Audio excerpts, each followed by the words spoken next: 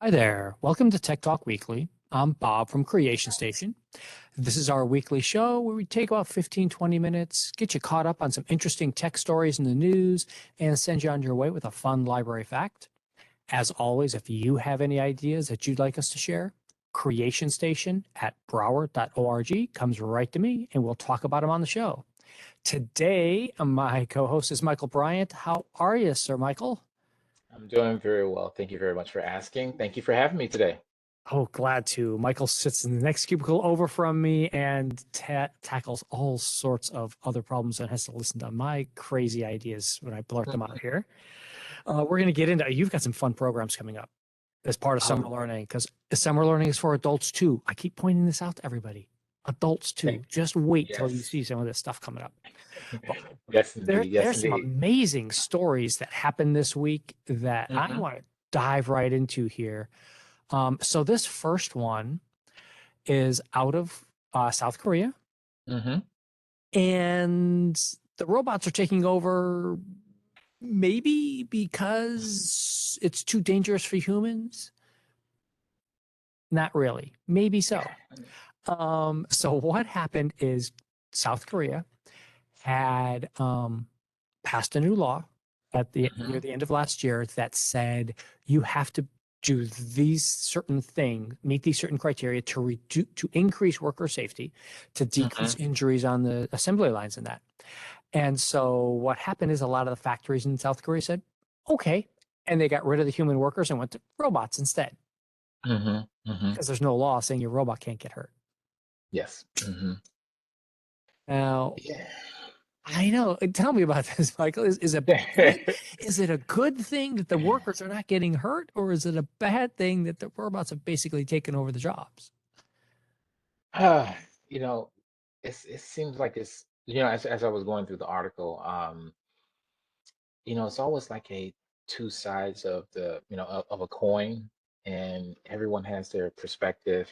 As I was reading through the article, and I noticed how one of the companies had like 75% of their factory was automated, and their perspective is that you have a more safe environment.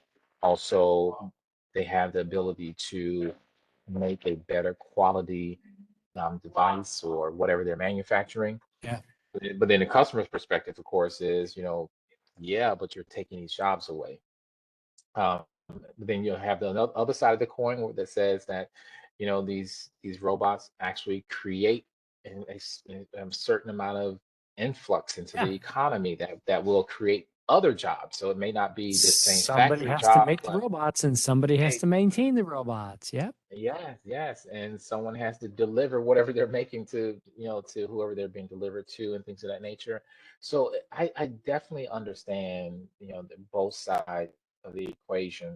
I wish that just overall that we were able to just come together to have a better dialogue about things such as this. Because definitely we want to have a safe environment for the workers where these people are, sustaining injuries, and Yeah. we hear about that in the some of the factories in any Oh, part of the yeah. world, where there's certain injuries, and you have the downplaying of the number of injuries that happen at factories. And so there's always this room for dialogue, and there's always a happy middle ground, because one of the things that happens too is that as a company perspective, this for-profit company, they're in business to make money. Yeah. And if they And- can shave, so just one quick, oh, yeah. if they Go. can if they can shave, some expense, they're probably going to do it. But what were you going to say? No, I was gonna say right. If I was following up on that one right there because Hmm. it's weird that the one thing they haven't been able to replace yet Hmm. is the inspector at the end. Hmm. They can't get Yeah. the robots or the AI Yeah. to do the inspection of the final Hmm. product at that one factory. Hmm. They make capacitors and they make this super thin aluminum that they Hmm. put into a coil. Hmm. And the very last step of the entire process is a human worker still checking that Hmm. because of the way the lights reflect off of the aluminum, they can't get the robot eyes to detect the flaws correctly. So they still have to use a human to watch those flaws at the end. Yeah, yeah. One of the other things I noticed too in the article where it talked about, some of the critics of the law was saying that, that it was too vague, who is going to be interpreting, Yeah. whether or not a company is culpable, or and how does that company avoid any liability. And the vagueness of it was just, very, very hard for people to interpret. And Yeah. so, you have all these things that need to be worked out, and so it makes for, And I think, yeah, and South good. Korea is a really good Mhm, place for it because I mean, mhm, like the chart here shows, I mean, they just mhm, far outstrip the rest of the world in number of robots per worker for out mhm. there on industrial uses and stuff like that. This doesn't even count Okay. all the non-stuff. This is just the people out there for industrial robots working on assembly lines, etc. So Mhm, if anybody mhm. can figure it out, they're going to be the ones. And at least let them work the kinks out and then we'll bring it out over here. Yeah, yeah, And absolutely. that's exactly what is happening in the reverse Hmm. out in Australia. Okay. So Australia is using robots that they've brought over from the United States, and they're using some of the stuff there to help with replace their worker shortage for agricultural workers and such. But the Hmm. problem in Australia is they don't have internet or strong enough Yeah. internet across the outback and all the areas for to handle it Hmm. for all these new robots that they're bringing in there and being able to go and check all the food products that are going on, everything that's going out there for all the sensor data. We've talked about it on this show a couple months ago about all the John Deere stuff and how they're the leading AI company out there. Hmm. Yeah, crazy. I know, John Deere AI. Hmm. Um, Hmm. all of that stuff. But it comes down to internet. So Hmm. I, it comes down to it's funny. It's funny. It's funny. It's funny. It's funny that. internet. It is. I know. It is just one of those. It's the Mhm. weirdest thing that they did, and as they have the quote here, they can get the stuff. Once they get the stuff, it's great data. It's Mhm. getting that Mhm. data live that they Mhm. need. It's ironic, when you were talking that I was actually having a connection issue. It was buffering Uh-huh. at the moment, at the very moment you were talking about, them having a connectivity barrier, in Australia. And so, here it is, we're in the United States, and we have some connection Yeah. challenges as well. But maybe, in those areas, they by far have a larger challenge. Um, when I This was is one of going those through things the that 5G article, is supposed to solve. yeah, it's funny you mentioned that, because that's exactly what I was thinking about when I was reading through the article. And so the things that I've seen on the internet, and the things I've read, talked about, like the autonomous vehicles. 'Cause I know you and I have a lot of conversations about the autonomous vehicles, and one of the challenges is with the bottleneck of the data that these vehicles have to utilize in order to be effective and efficient. And so I was thinking about that when I was reading this article. It's it is one of those things. All the little tech stories that you hear about over the course of a couple of months all seem to tie back into these things. Hmm. Um, and then we've got robots in China Hmm. making clone. This headline just alone is craziness. So China's now producing cloned pigs using only robots, and they left off and AI, artificial intelligence. Hmm. And the people like it because, and there's a quote from one of the techs here that he has a bad back now and he had to retire Yes. because of having to bend over and do the petri dishes Hmm. so much. Yes. And I was just like, Hmm. oh, Yeah, as I was going through this article, the first thing I thought about when I saw the title and started going through it, I was like, wow, who wants to eat clone pigs? I'm like, yeah, it just seems like that may not be the best way to go. I just wonder about that, they're cloning a still pig. But normal. This is not the artificial meat type idea, yeah. like and those sorts of things, or the Yes. Beyond. Hmm. company and stuff like that that does. These are just regular real pigs that they're raising. Yeah. It's just by cloning them, they can Hmm. basically farm them much faster, grow them and do it. Yes. China eats a Hmm. tremendous amount of pork, Yeah. and it Well, is just wow. and I wonder how much of that is going to play if they, if they're to perfect it and grow it on a large scale. How big of a player would they be in the exporting of it? Yeah. Because if you can drive down the cost of it so much, and as consumers are very cost sensitive, Hmm. then it could be much, much more attractive, even though it's cloned. You could have some people who say, well, I don't want to clone meat. But when you look at the You cost couldn't and, tell. and Yeah. yeah, yeah, hmm yeah, I wonder how that's a good point. I wonder what the shipping is like. Can you imagine supply chain issues when you're shipping pigs? hmm I wonder, yeah. do you slaughter them and then ship the frozen? Uh, There's a lot things I just don't know. yeah, yeah. I'm pretty sure they're going to figure it out. They're Oh yeah. they're going to figure those things out. And like I said, it's just one of those things where you look at these organizations when they're able to drive down the cost so much, and then turn around, and that cost is, now you see that in the supply chain where the item is less expensive in the store, and now you have this parent who has to put food on the table. That parent is very sensitive towards that, and Oh it will yeah. gravitate to a lower price item such as this. Yeah, it's going to definitely be something that's out there. And as always, everybody, these are going to links are there in the show notes for you to see, so you can Mhm, go and follow along. And I mean, there's 3 or 4 different links in this article alone to go follow about these different stories and going on. We have mhm, two other stories that I wanted to touch base. They're like weirdly connected, even though from totally different publications and totally different topics in a way. But it's all mhm, about biometrics. mhm, The first is from Wired Magazine, and it's all about what your voice reveals about yourself mhm, and what people can do with that information and how they can change it and use it. And mhm, also, it's not so much reproducing it. We've talked about that several times. Deep fakes, where they can reproduce your voice so easily now, but it's using your actual voice mhm. to be able to do analysis. Mhm. How do you feel today? Are you angry? Yeah. Are you sad? Mhm, It's all of those things that are there. And then combining that idea of this voice stuff mhm, with genetic paparazzi.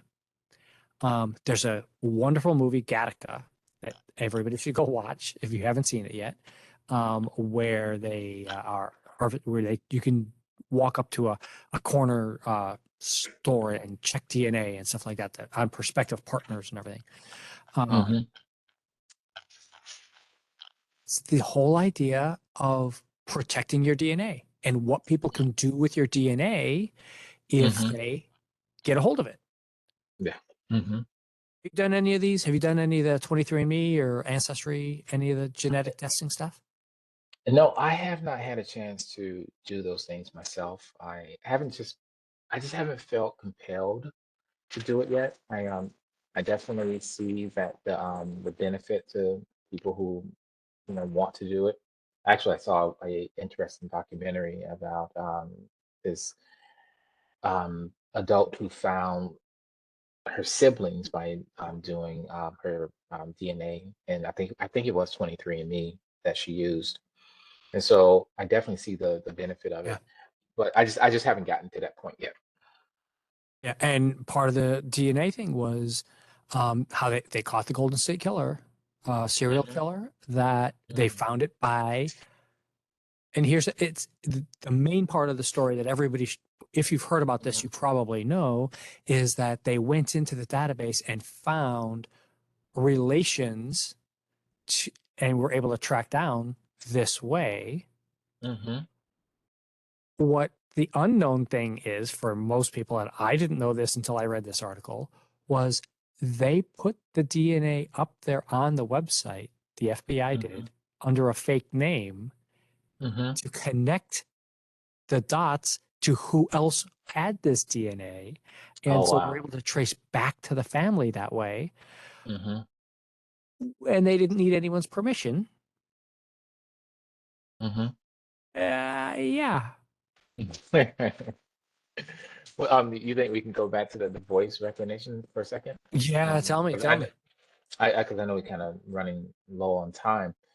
One of the things that I always was curious about, and then just reading through the article made me think about it again. And I think the article actually touches on this, is the concern of, if I'm using voice recognition to access, my passwords or my phone, or, just say if I'm calling a bank and I use my password to access my account, what happens when the technology is so good that someone can record your voice and mimic your voice and then get access to these It's accounts as already well? there. They already can.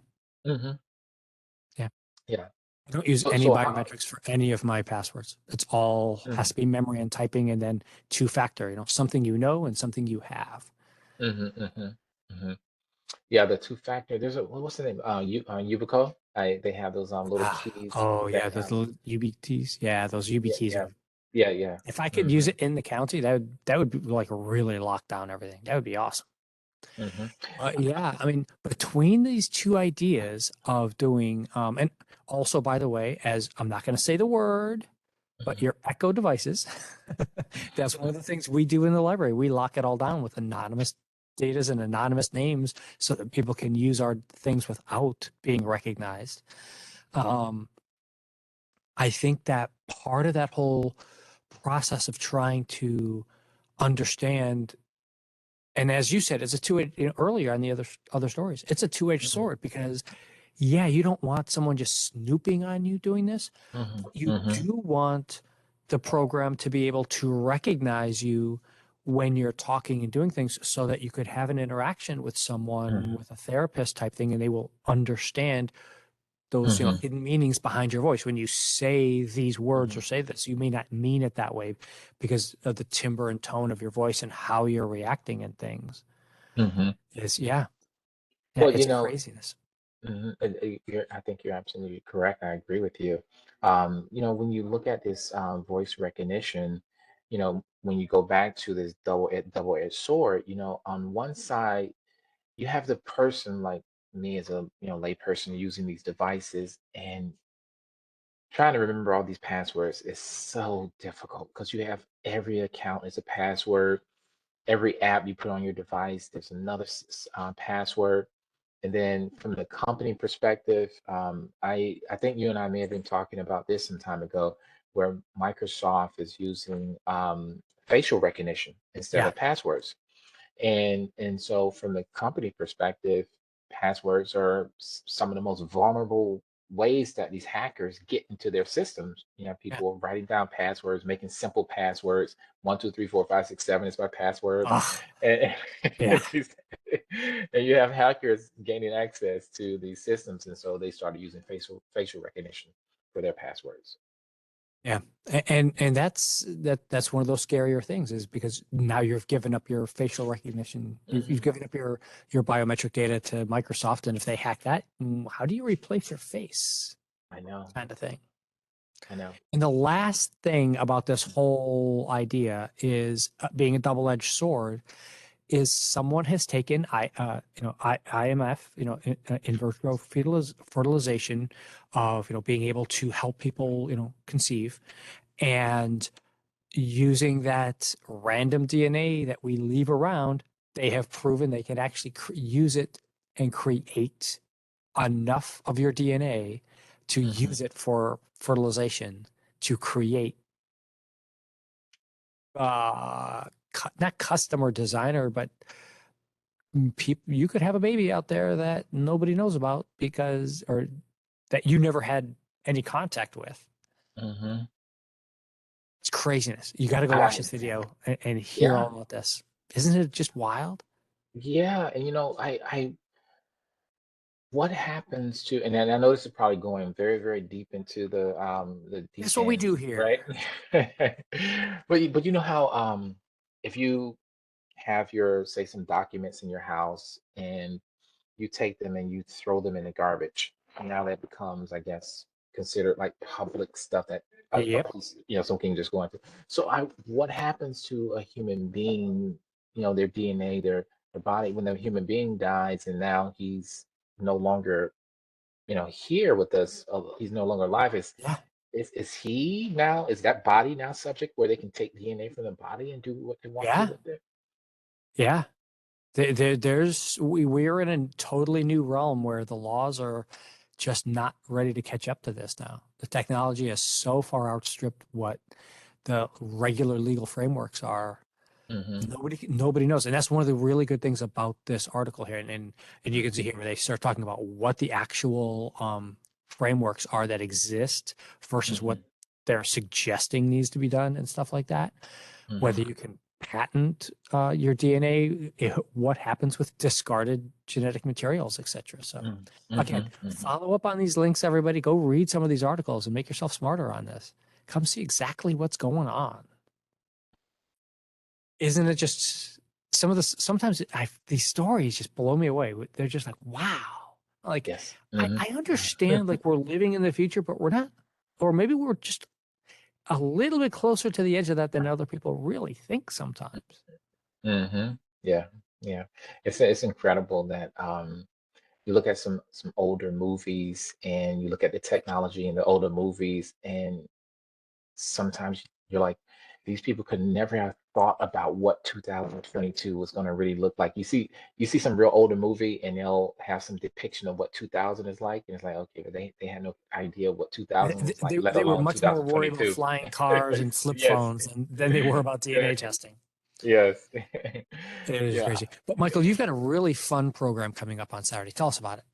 Of course. Thank you so much. I appreciate that. We have on Saturday, we have our Juneteenth program with our we have such a fantastic lineup of This looks presenters. incredible. Yes, yes, thank you so much. We are celebrating freedom through Juneteenth. We have author, educator Alice Faye Duncan. She'll be speaking about Juneteenth. We have Dr. Brenna Greer. She's a historian. She'll be telling us about the history of Juneteenth, and all of them are fantastic. And one of the things that we are truly, truly so fortunate to have her be with us is Opal Lee. Opal Lee is considered the grandmother of Juneteenth. She is a Nobel Peace Prize nominee, and she is going to be joining us this Saturday. And it's just a fantastic opportunity for us to learn about Juneteenth. It's a great way for us to converse, for us to see different perspectives of Juneteenth, to learn about this history, to learn about the library as a source of this information. And so it'll be this Saturday at 1 p.m. It will be online. And we have Everybody can join anywhere in the world. yes, You got to join and yes, hang out with us. Now, yes, yes. you did pull off one other new thing on here that not many, if any, of our online programs ever do. If you go to you click here on the program to go register, if you live in Broward County, scroll all the way down there to the bottom, and you'll notice if you register here in Broward County, you can get a copy of a book. You can get the Yeah, of physical course. book. Yes, yes. I'm not saying the library check out from, which we want you to check out the books from the library. Mhm. Michael here's giving away the book. He's giving you a physical copy of a book. Yes, yes. Thank you so much for bringing that up. Yeah, so we have different copies of books. Like, for example, we have Opal Lee and What It Means to Be Free by Alice Faye Duncan. That's a children's book. So all the parents, the grandparents, the uncles, aunts, you can get a copy of it if you can get over to one of the local Broward County libraries. As a matter of fact, all you have to do is contact our coworker, Sebastian Perez, at sbperez@broward.org. Bob is highlighting it right now. So that's once again S is in Sam, B is in boy, P is in Paul, E is in Ed, R is in red, E is in Ed, Z is in zebra at broward.org. You can put in your request for one of the books that we have. We have Black Smoke, African Americans in the United States of Barbecue by Adrian Miller. And we have Represented by Dr. Brenner Greer. we have those books available for you while supplies last. Please, please, please contact Sebastian Perez at the email address I just shared with you, and you can request your free copy of that book. And you don't have to come down to Main Library. We can ship it out to the library of your choice if you're here in Broward County. This is something for Broward County residents only. I know we get a lot of people who Yes. tune in from outside, so Mm. it pays to be local. Yes, yes, indeed. You're Thank you so much for being here, Michael. very welcome. We didn't even get to all the other prizes you're giving away. I mean, I know. digital projectors, and also you people need to be paying attention here. Go broward.org/library/summer. Hmm. What do you need? 30 hours of reading? Is that what I read? I, I, I think so, but Is it let me. 30? 30? I think Yeah, it's 30. yeah, I yes, think I I think heard, so. yeah, But 30 but hours of reading and I could win a project. Do your own portable movie theater anywhere you want. Come on, people. yeah, and then they can just contact their local library. The local library will walk them through the entire program. We want adults to participate in the summer learning program because it's such a great way to show a great habit for the younger people in your life, for them to see you involved with reading, listening to audiobooks, going to library programs. You'll set such a powerful example for them, and also it's a great way for you to spend time together. You know, you can read books, and you can talk about, well, what did you read? Okay, well, let me tell you what I read today. And it's all on, don't have to come into a library and physically check out a dead tree. You can do this all on Hoopla, do it all anywhere. Yeah, Michael and I have our things. I've been on the ebook path for a long time. Audiobooks, anything. Go attend the Juneteenth program. That counts towards your stuff there, folks. Come on in. Yes, Okay, we got to get going. Michael and I could just talk for hours on this kind of stuff. This is what we do. Let me throw up our final slide. Thank you so much, Michael, for being here. you're If very you want to welcome. see your favorite librarian or library featured on the show, Creation Station at Broward.org comes right to us, and we'll see you soon. Have a great day, everybody. Stay safe.